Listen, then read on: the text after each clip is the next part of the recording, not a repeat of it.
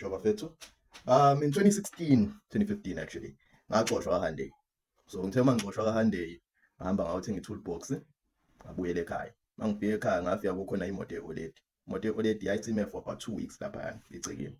So khipha injini ayibeka ngaphandle njengoba niyibona. Khipha injini ayibeka ngaphandle, ngayakha kabusha, thatha injini ayibuyisele emotweni. After that, ngaqala ngasebenza iy'moto zabanye abantu. Phatha, ngaba uthisha nami angazi kanjani.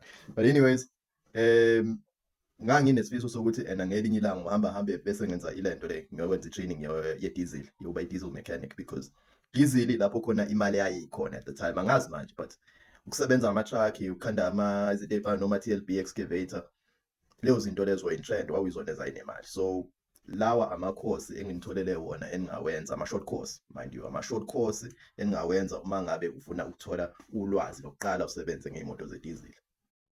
Right, ngingakhohlwa bafethu. La makhosi lawa engizonivezela wona ama-basic course, okay? Lapho khona uzofika khona utshengiswe khona ukuthi nazi izinto uzosebenza ngazo kanje, zisebenza kanje, etc. Uma usenzele i-course akusho ukuthi usuvetha-ke manje wokukhanda izinto zika-diesel. It's just ukuthi usuyazi ukuthi izinto zisebenza kanjani, ziyini, kanjalo. Alright, still kusamele uyijwayele usebenze ngazo, okay? Ukwazi ukuthola iy'nkinga zazo kanjalo, okay? So i-course yokuqala i-offerishwa ubani? Sokuqala EBDA, okay? EBDA use-Boksburg. Yeah, use-Boksburg. So i-course yabo ihlukene kawu-two. They have accredited and non-accredited. Obviously, the accredited yabiza kune-non-accredited, okay? Lena non-accredited, khumbulani mina ngidila nama-short course bafethu. I'll put you onto ama-short course. Lena non-accredited, you are looking at 6 weeks, okay? So 6 weeks wakho loyo, yeah, uma ngabe ufuna i-contact yosisi okuyena ongakwenzela i-quotation, just hit me up ikwilento lena kuma-DMs okanye in the comment section. Right, I'll put you on. Lena esibili isikole is ulento le u-East Sea. Technocentric University now futhi iseKuruleni. Not sure kuphi neze iseKuruleni. Kodwa iseKuruleni. I-course yakhona is for inyanga eyodwa.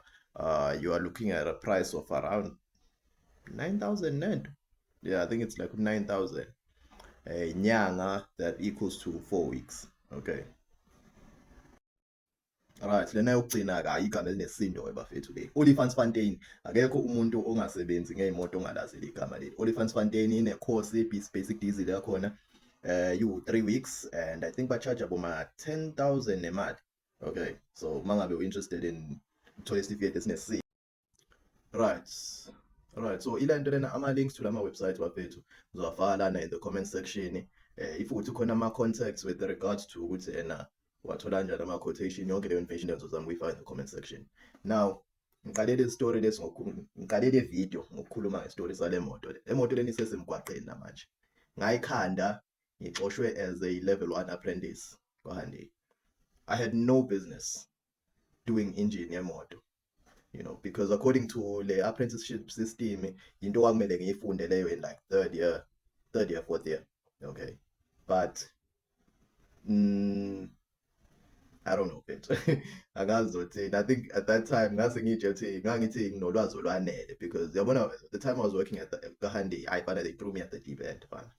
They threw me at the deep end to the point where ngakutshela namanje ukuthi i-bell housing ye-gearbox yaboma i-20 inamabhawudi amangaki, i-10, i-35, we did engine yelento lena engines aboma H100 back to back weekly bana.